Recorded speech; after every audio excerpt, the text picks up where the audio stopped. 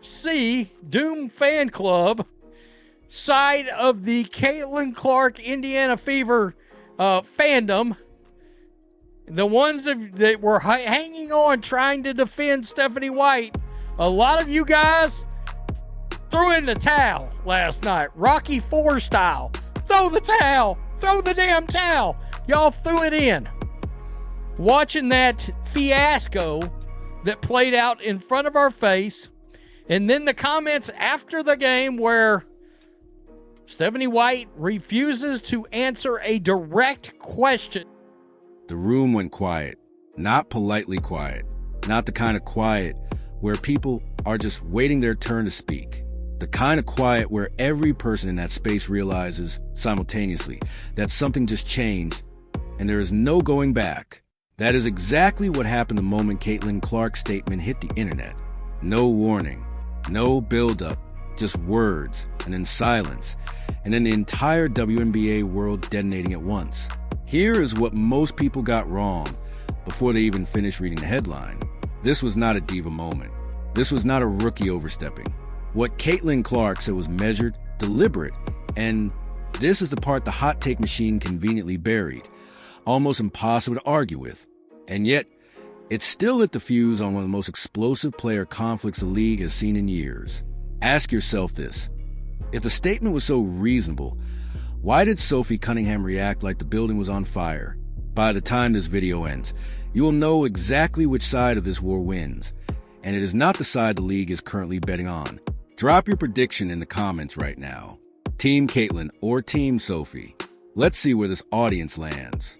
Clark had been asked point blank about her role on the team, about touches, about usage, about whether she felt the offense was being run through her the way her impact warranted. She did not deflect. She did not perform false modesty. She said, calmly and without apology, that she believed the ball needed to find her more in critical moments. That was it. That was the statement. But here is what detonated the locker room. It wasn't just what she said. It was the timing. It was the venue. And it was the fact that everyone, coaches, teammates, front office, knew she was right, and nobody wanted to be the one standing next to her when the grenade went off. Sophie Cunningham had been one of Clark's most vocal supporters coming into the season. Genuine support, the kind built in practice, in film sessions, in the quiet competitive respect between two players who both hate losing, which is exactly why what happened next blindsided everybody who was paying attention. Cunningham did not just push back. She erupted, and the words she used were not the words of someone defending team chemistry. They were the words of someone who felt something deeply personal had just been put on public display without her consent. The dynamic between these two women is far more layered than any headline has managed to capture, because this was never purely about the statement. This was about whose vision for this team gets to win. And someone, somewhere in that organization, is going to have to pick a side before the next game tips off. What they decide next will either save the season or guarantee that the most exciting story in women's basketball right now ends in flames. Here is a question the sports media machine has been too comfortable ignoring. What happens when the teammate who is supposed to be your most loyal defender decides she has had enough? Because that is precisely what makes Sophie Cunningham's response so devastating. Not the anger.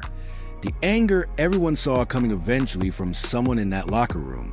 What nobody predicted was that it would be her, the one who had publicly championed Caitlin Clark, the one who threw elbows, literally, protecting Clark from physical intimidation in her rookie season, the one who smiled in every joint interview like she genuinely meant it.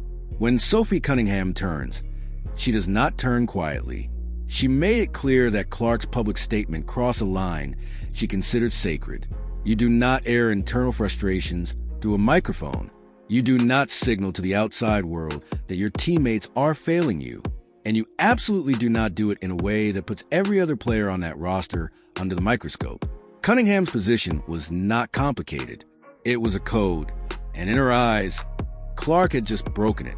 But here's the layer the headline stripped away entirely.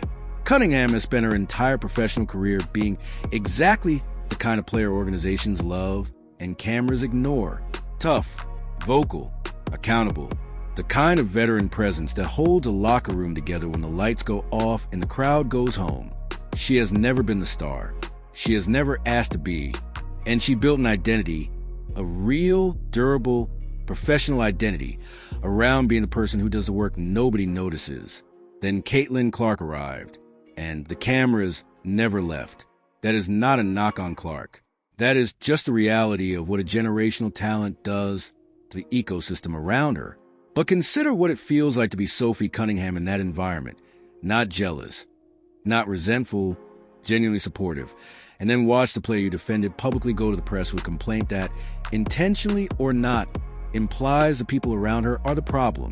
Not only did it feel like a betrayal of locker room trust, but also publicly repositioned every veteran on that roster as a supporting character in someone else's redemption arc game over for the narrative Cunningham had spent years building. This is where the WNBA's deeper fracture cracked open for everyone to see. Because Cunningham's fury was not an isolated reaction. It was a signal. Every player in that league who has spent years grinding in relative obscurity, who has sacrificed salary, spotlight, and statistical glory for the good of the team, was watching to see what happened next. Cunningham became, in that moment, the voice of every veteran who has ever been quietly asked to shrink so someone else could shine. The league should have seen this collision coming. The data was always there. Since Clark's arrival, merchandise sales, television ratings, and arena attendance have restructured entirely around one player in a way the WNBA has never experienced at this speed or scale. That kind of gravitational shift does not just affect marketing strategies. It rewrites the internal power dynamics of every roster it touches. And no organizational playbook currently exists for managing it, because nothing like this has ever happened in women's basketball before. Which means someone in league leadership is now staring down an impossible choice. Do they back the franchise player whose commercial value is rewriting what the WNBA can become? Or do they protect the locker room culture that every veteran in the league is watching like a referendum on their own future? They cannot do both. And the clock on that decision is running out faster than anyone in that front office is ready to admit. Why is nobody in charge saying anything?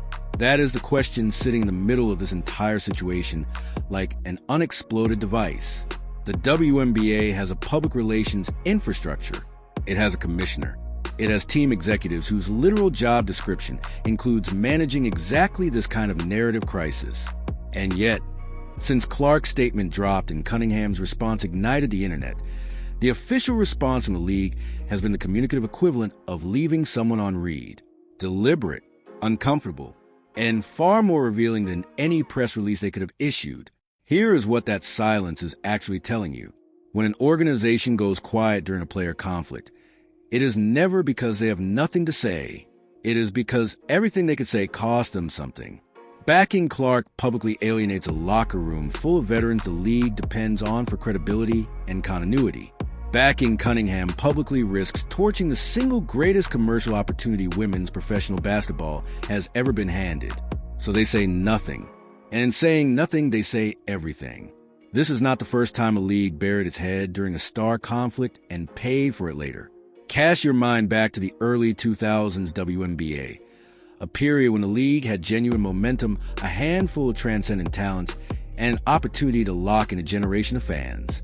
Internal tensions between legacy players and rising stars were handled with the same institutional silence we are watching right now. The result was not stability. It was a slow erosion of trust from players, from fans, and eventually from the broadcast partners the league needed to survive. The WNBA did not learn from that moment. It absorbed it quietly and moved on. And now the exact same fracture is opening up again, except this time the stakes are incomparably higher. If the way the league has mismanaged star power in the past surprises you, you already know why this channel exists. Hit subscribe, because what is coming next in this story is going to require someone tracking every move in real time, and that is exactly what we do here. Now here is the insight nobody is leading with. The league's silence is not just a communications failure. It is a structural one. The WNBA was not built for a player of Caitlin Clark's commercial magnitude. The systems, the contracts, the media arrangements, the internal culture, all of it was architected around a model of relative parity, where no single player so thoroughly dominates the economic conversation that her presence reshapes every other relationship in ecosystem. Clark broke that model in her first season, and the league has spent every month since then trying to manage a reality its infrastructure was never designed to handle. What that means for Cunningham's fury is this. Her anger is legitimate. Her grievance is real. But she is not actually fighting with Caitlin Clark. She is fighting with a system that changed the rules underneath her feet without asking permission or offering explanation. Clark is just the most visible symbol of that change. And until the WNBA acknowledges that the problem is institutional, not interpersonal, this conflict will not end with Cunningham and Clark shaking hands at midcourt. It will end with someone leaving. And the person with the least leverage in that equation is not the one selling out arenas. Every veteran player in this league is watching that calculus play out in real time. And what they decide to do with what they are seeing, whether they rally around Cunningham's code or quietly accept the new gravitational order Clark represents, will determine what kind of league the WNBA becomes over the next decade. But there is a twist buried inside all of this, one that completely reframes whose side you should actually be on. And it is the last thing anyone, including Sophie Cunningham, expected to become the most important variable in this entire equation. Forget everything you thought you knew about who benefits from this conflict, because the assumption baked into nearly every take circulating right now is that Cunningham's fury damages Clark, that the optics of a beloved veteran turning on a franchise player creates a cloud over Clark's reputation, her locker room standing, her ability to lead. It is a clean narrative. It is also almost entirely wrong. And the evidence for why it is wrong has been sitting in plain sight since the moment this story broke, hiding behind the noise of the outrage cycle that everyone, including the league, got distracted by. Here is what actually happens when a player of Sophie Cunningham's stature publicly pushes back on Caitlin Clark. The casual fan, the one who discovered women's basketball because of Clark, who bought the jersey, who started following the fever on social media 6 months ago, that fan does not walk away from Clark. They walk toward her. Conflict in the attention economy is not a deterrent. It is an accelerant. Every time Cunningham's name trends alongside Clark's, the algorithm serves Clark to 10,000 people who had never searched for her before. The fury is, paradoxically, the best marketing the fever did not pay for. Not only has Clark's public profile expanded during every single controversy she has been attached to, but her jersey sales, her broadcast numbers, and her social media engagement have each spiked during conflict cycles, not after they resolved. Game over for the theory that this hurts her. But now here's a mistake the league keeps making, the one that nobody in the WNBA front office seems willing to say out loud, even though the pattern has repeated itself enough times to qualify as policy. They keep treating player conflicts as problems to suppress rather than tensions to channel. Every time two players, or a player and a coach, or a player and a system, enter open conflict, the institutional reflex is containment. Quiet it down. Issue a non-statement. Hope the news cycle moves on. And what that approach consistently fails to account for is that suppressed tension does not disappear. It pressurizes. It finds the weakest structural point in the organization, and it cracks through there instead, usually at the worst possible moment, in the most damaging possible way. The Cunningham situation is not the crisis. The crisis is what happens if the league treats it like one. Picture this. The Fever are deep in a playoff race. The locker room tension that was never properly addressed has been simmering under the surface for 2 months. A late game decision gets made, a play call, a substitution, a ball handling choice in crunch time. That could go either way. And in that moment, instead of 5 players locked into a single purpose, you have 5 players each privately doing the math on whose side they are on. That is not a basketball problem. That is an organizational failure that was baked in the day leadership chose silence over resolution. Here's the bonus insight that reframes this entire story at a structural level. What we are watching with Clark and Cunningham is not unique to the WNBA. It is a leading edge of a transformation happening across all of women's sports simultaneously. For the first time in history, individual female athletes are generating commercial value that outpaces the institutions built to house them. The league needs Clark more than Clark needs a league. And every player, every executive, and every broadcast partner in women's sports is quietly recalibrating their position based on that reality, whether they admit it publicly or not. The next 5 years of WNBA history will be written by whoever figures out how to operate inside that new power structure first. And right now, the person closest understanding it, whether she intended to or not, is the one who started all of this with a single, carefully worded statement about where the ball needs to go. The only question left is whether the people around her are ready for what comes next. Because what is coming is bigger than one conflict, bigger than one season, and bigger than anyone currently arguing about it on social media has fully reckoned with yet. Some wars end with a winner. Some end with both sides so changed by the fighting that the original argument becomes irrelevant. What is happening between Caitlin Clark, Sophie Cunningham, and the institution caught between them is starting to look a lot more like the second kind. Pull back far enough and 3 things become undeniable.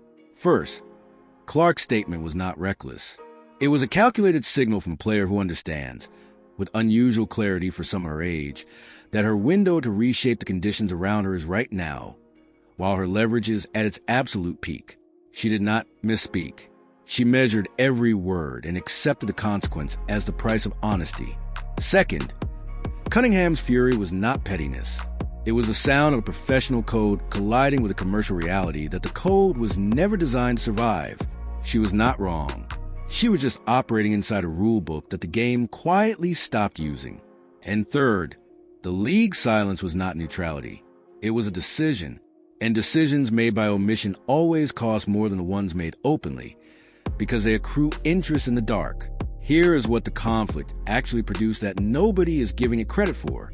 It forced a public conversation about power, value, and visibility in women's sports that the WNBA has needed to have for years and never found a language for. Clark gave it language. Cunningham gave it stakes. And the league's silence gave it urgency. Whatever comes next, resolution, escalation, or something nobody has predicted yet, the conversation itself is already doing work that decades of marketing campaigns fail to do. Because here is the truth sitting underneath all of it. The WNBA is not just a basketball league navigating a personnel conflict. It is a cultural institution at an inflection point, and the outcome of this specific tension will send a signal to every young female athlete currently deciding whether professional women's sports is a system worth betting her career on. If the league protects its veterans at the expense of its future, the next generational talent looks elsewhere. If it abandons its veterans in pursuit of commercial momentum, it hollows out the locker room culture that makes the product worth watching in the first place. The needle has the thread, and right now, nobody in a position of authority has shown they know how to hold it. Sophie Cunningham will play again. Caitlin Clark will keep scoring. The Fever will win some games and lose others, and the season will grind forward the way seasons do. But something has shifted underneath the surface of this league that will not shift back. The question of whose vision for women's basketball gets to win, the veterans who built it or the stars who are remaking it, is no longer a quiet internal debate. It is the central dramatic tension of the most watched era in WNBA history. And the answer, when it finally arrives, will not come from a press conference or a league memo or a social media statement carefully drafted by a communications team. It will come from a moment on the court, unscripted, unplanned, and impossible to spin, where 2 players either find each other or they do not. That moment has not happened yet. When it does, you will want to have been paying attention from the beginning.